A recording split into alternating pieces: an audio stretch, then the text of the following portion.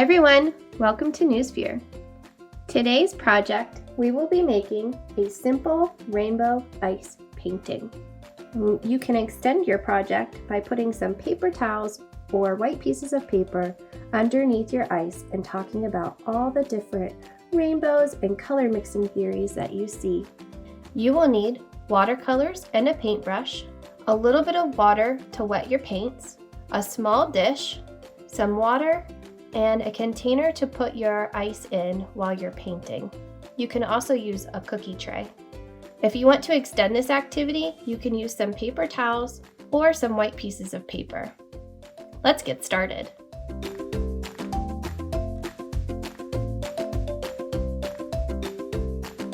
The first thing we're going to do is pour about 1 inch to 2 inches in our container of water. The more water you put into the container, the longer it's going to take to freeze, but also the longer your activity will last because your kids will play and play and play with this until there's no more ice. So it's up to you how full you truly fill it. We're going to put this in the freezer until it is completely frozen. When your ice is frozen, you are ready to start your activity. Dump it into your container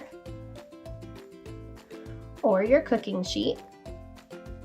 And if you're going to want to extend that activity, you can put your paper towels or your white pieces of paper underneath your ice.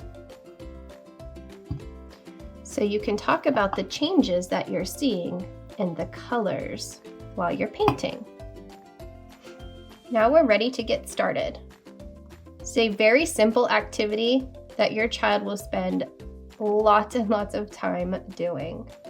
You can go ahead and start making a rainbow on top of our ice with our paints.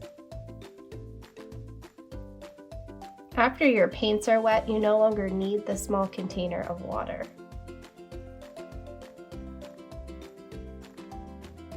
And as your ice starts melting, you will see a second rainbow beginning to appear on your paper towel or your paper that's underneath your ice.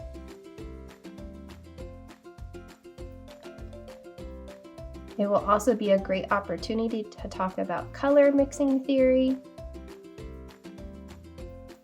how the ice feels.